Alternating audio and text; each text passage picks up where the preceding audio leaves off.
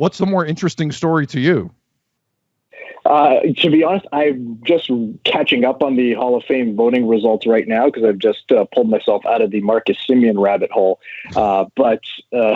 They're both really fascinating. I can't say that I'm surprised, and on the Hall of Fame front. And I caught a bit of your debate about the blank ballots, and I still think 7 ballots out of 401 it's negligible, right? It's all outlier. To me, I was thinking about this a lot because I really had a miserable time with my Hall of Fame ballot. And this year, maybe more than any other year. And, the fallback I have is that, 75% is such a high threshold, and 7 ballots out of 401, it's a mathematical nothing essentially. So, I think that you can look at it and say, well, let's look at that and examine why are people feeling this way? And is there an issue in the Hall of Fame voting? Is there an issue with the criteria? Is there something that we need to examine here?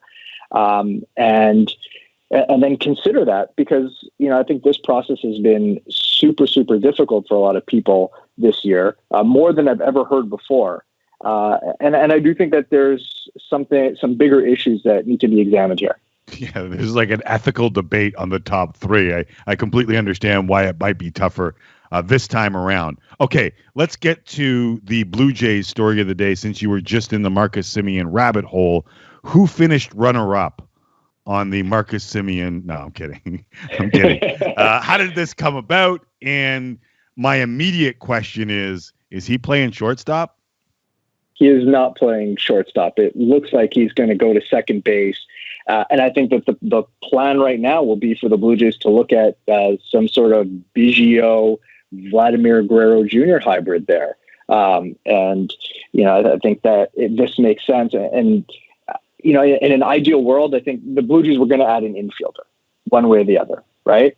And I think that in the ideal world, you get someone who can play shortstop. In the event something happens to Bo Bichette, then you've got some backup there. And if Marcus Semien is anything like 2019 Marcus Semien, who cares where he plays? The guy's just going to need to play. He was almost an 8-win player that year.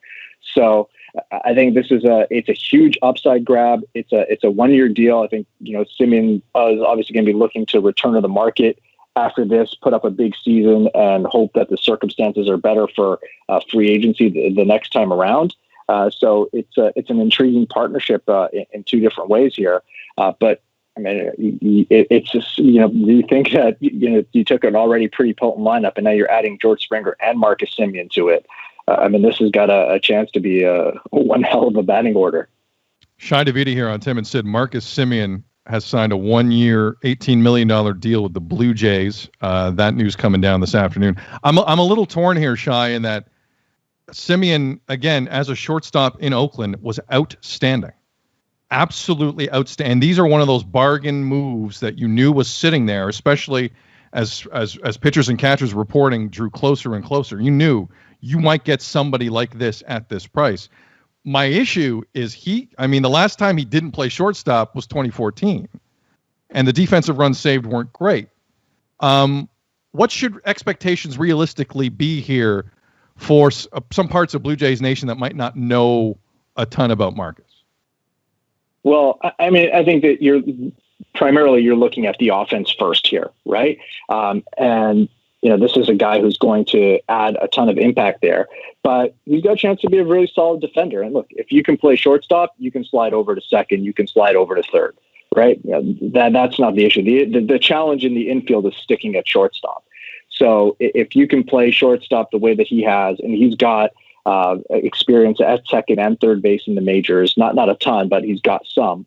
I don't think that's going to be an issue. And at second base, he's not exactly displacing a Gold Glover there. Kevin Biggio was a competent second baseman, but it's by and large he wasn't stealing hits regularly. And I think the Blue Jays are feeling a little bit more comfortable with him at third base. And, I think that's going to be, I think that their plan right now is for mostly Biggio to be at third base. with Guerrero at the hot corner when possible. But I think that on the whole, this should make the infield a little bit tighter. It's something that the Blue Jays wanted to do. You've got a better defender in center field now with George Springer. So you've got a better defense holistically when you look around the diamond. And I think that because he's been the guy on a team, Semien has been the dude. He's just like George Springer. There's some leadership there. There's some good character. There's a lot of sort of total package that comes with Semien. And, I think there's some questions about what happened last year. Why did his performance dip at the plate the way that it did? But, it's also pandemic seasons, small sample size randomness and things of that nature that, I don't think that should be too much of a concern. Shi Davidi joining us here on Tim and Sid as Marcus Semien has signed a 1-year, $18 million deal with the Toronto Blue Jays. I love days like this because people just fire off tweets at us asking questions about what may happen. And a lot of the fans right now are saying they smell a deal. Do you think the Jays have to move somebody, or can they go with this organizational depth, however you see it, whether it's in the outfield with Gurriel, Grichuk, Springer, and Teoscar, or whether it's at first base /DH? So I think that what the Blue Jays, in an ideal world, what they've been trying to do is to build out surplus on their roster so that they have a lot of protection in case of underperformance and injuries, right? And look, I mean, even in the 60-game shortened season last year, they had to go deep down the roster a number of times and had to have a lot of injuries and be able to overcome things. And, and this is no disrespect, but in an ideal world, if an outfielder goes down, you've got someone who's bringing more offense to the table than Jonathan Davis is, right? And that's not your sort of emergency call-up, or you're not going to a forest wall or something along those lines. And the same in the infield, as important a player as Santiago Espinal was last year. I think the Blue Jays' preference is to be able to, move a Marcus Semien over into the shortstop position if something happens to Bo Bichette. So I think that the Blue Jays have been trying to emulate the Dodger style of major league roster where, there's constant competition for playing time. You can move guys all around to different spots in the diamond. You can have all these different combinations that protect you in case of injury, in case of underperformance, and to allow you to play matchups. So, is there a potential for a deal? Sure. The Blue Jays do have a little bit of surplus in the outfield now, clearly. But I also don't think that the Blue Jays hate that. They've got a DH spot. They don't have a dedicated designated hitter. And they can rotate a bunch of guys through, ride who's hot, and, try to optimize matchups as often as possible. Shi Davidi here on Tim and Sid. Marcus Semien signs with the Toronto Blue Jays, 1 year, $18 million. All right, Shi, just for my own benefit, because my numbers, I'm not sure where the numbers sit. The luxury tax is $210 million going into this year. Where does this $18 million put the Jays? And do you think there is room to maneuver? Because I can't get the Cubs rumor out of my head with either Chris Bryant or Kyle Hendricks. I just can't. Where do the Jays sit now, and how much flexibility does it give them? So I believe that right now they would be at roughly 128 in guarantees. And you know what? Let me call up my spreadsheet here. This is important. This is important. A clearer answer there. Yeah, so there'd be about 128 right now once you factor in the eventual money for pre-arbitration eligible players. So trust your how much further are they? Trust your gut. You need the spreadsheet. Go ahead, continue. Sorry. Hey, I don't want to put something incorrect out there. I hear you. So I think it's how much further are they going to go? And, I think we've got the fact that whatever happened between the Blue Jays and Michael Brantley, I think was a bit instructive. If they were, if Brantley got 232 from Houston, he would have been in and around there with the Blue Jays. So they had some money there. Now that money has been moved over to Marcus Semien for the upcoming season. And we know that they still want to add a pitcher and perhaps a reliever. So how much more can they go? How much higher can they go? Obviously, they're not going to advertise that, but it seems that they still have a bit more room. And look, the luxury tax, getting up to the competitive balance tax was never going to be something that the Blue Jays were going to do this year. But they've certainly moved away from some of the lower levels that we've seen over the past couple of years. All right, so we all agree that they still need a couple of arms, and I have about 30 questions that I want to ask you. So for those wondering where they're going to go next, we're thinking arms. However, a lot of the rest of baseball is accusing Toronto of overpaying on this and Springer. Agree or disagree? So I have a sort of a different outlook on that. And the price that, overpay, I mean, could some other teams have gotten the player for less? Perhaps. But, if that's the price for you, that's the price for you. Right. And, this whole notion of, they shouldn't do that, or, you give a guy 2 years. Look, are you in it to win it, or are you trying to make the other teams happy? The other teams don't like it. Too bad. And, there were similar accusations hurled at the Jays in the early 2000s when they went out and signed A.J. Burnett and B.J. Ryan to substantial contracts back then. But, if that's the cost for you to get in the game, then that's what it is. So, the Blue Jays are a team that has spending capacity. This is a market that's one of the bigger ones in Major League Baseball, and it's important for them to act like it. And, if teams are crying about moves that the Blue Jays make the way that they do when the Yankees make moves, then good. The Blue Jays are finally behaving the way that they should be. Shi Davidi here on Tim and Sid. Final one from me, Shi. I mean, we all remember 2015 and the lead up to that trade deadline in Alex Anthopoulos. It was apparent when he got a taste for it that a run on talent was coming. You get the feeling this is happening here, and I know they signed a guy to $150 million, so yes, obviously they're being aggressive. But Semien at 18 is nice, and Shi, I know you're looking at the same free agent landscape and potential trade landscape as the rest of us. This thing could be far from over.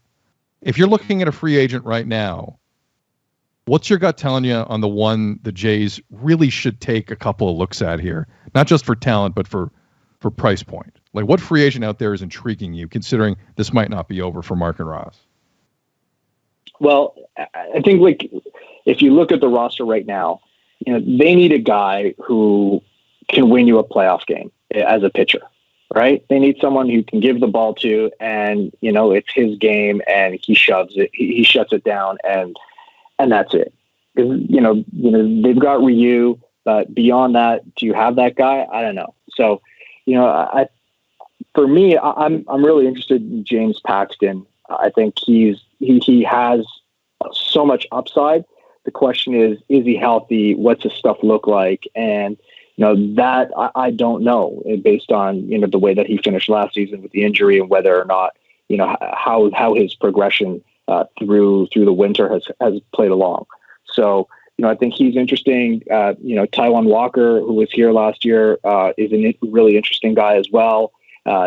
He's got that upside. He's always had it, but he also comes with health concerns. And I think that's the primary challenge for the Blue Jays right now. It's like, how do you get that impact arm? It's not really there in free agency unless you go sign Trevor Bauer, which, I would think at this point is probably off the table. But, you need, if you're going to be legitimate, it's great to be able to score, 7 or 8 runs a night. But you're going to need some guys to shut down the other team on occasion, and not sure that they have enough of that in the rotation at this point. I am currently attempting to log into my Facebook account, which I haven't logged on to in a long time, because Curt Schilling has released a letter on Facebook to the Hall of Fame in which he says, and I quote, "I will not participate in the final year of voting. I am requesting to be removed from the ballot. I will defer to the Veterans Committee and men whose opinions actually matter and are in a position to actually judge a player." I got into my Facebook account, and it is long, so I can't read all of it to you, but it is in typical Curt Schilling fashion. Yeah, as someone who did not vote for Curt Schilling, Shi, your take on that is what? Fine, great. I don't have to. I don't have to go through the exercise next year. Good point. I think I don't want to. I think the perception is that you look at him as like, oh, you're based on politics, but for me, it's more the issue with him and sort of rewarding him for those things are that it's just you're giving him a platform, and we've seen what that kind of rhetoric has done in the United States and what the consequences of that are. And it's not, it's like you want to support Donald Trump, that's great. But when you start calling your political opponents enemies of the state, and you're starting to deny or question things about, put out questionable information about the vaccine efficacy, and downplay coronavirus and things of that nature. Do we want to give a person like that a megaphone right now? I personally, I think that's dangerous. And for me, that's why I personally couldn't do it. And, if I was outside the consensus and 75% of the other voters believed he should be in the Hall of Fame, that's good for them. That's their choice. But I voted my conscience on that one. And, if he doesn't want to be considered, it is what it is. And, we'll see what the Veterans Committee come up with a different outcome. I'm glad you distinguish between spreading misinformation and making homophobic or cultural suggestions and politics. Because those are I don't think Colin Kaepernick should have been punished for his politics or for attempting to make a statement. Same thing I would say about Curt Schilling, but that doesn't encapsulate all that Schilling has done. It's not just politics. It's not just, if you support Donald Trump and you have been a Republican all your life, I'm okay with that. It's the rest of the stuff that you add on to it that I think gets you in the dicey position. And I'm just glad that you differentiated between the two. Right. Because look, I mean, Mariano Rivera has been a big Trump supporter. Correct. Right. And, yeah. There's no issue there, but he's not going around telling people who have a different political view that they're enemies of the state. Right. Right. And just, and then, he did this after the Hall of Fame ballots were due, but then he essentially doubled down as like, yeah, insurrection was proper. And, what did you guys think with this is what we need to do? I mean, do you want that guy up on the podium in Cooperstown in the summer giving a speech? Not on Derek Jeter's weekend. Not on Derek Jeter's weekend or Larry Walker's weekend. Not on anybody's weekend, right? And right. We've just kind of gone to a really bad place in the United States. A turn towards a type of fascism that we've never seen on this continent. And I think that we need to have a little bit more restraint in the way we talk about things, and a little bit more respect for fellow citizens, regardless of what their views are. And I just don't see a lot of that coming. And if you go down through his Twitter timeline, I mean, it is a hate-filled trip through a rabbit hole. And I think if the Hall of Fame is going to put in character as a consideration, then I don't think that you can just look the other way on that. I would agree. Shi, time not our friend. You've been phenomenal. Thank you for this, sir. We appreciate it.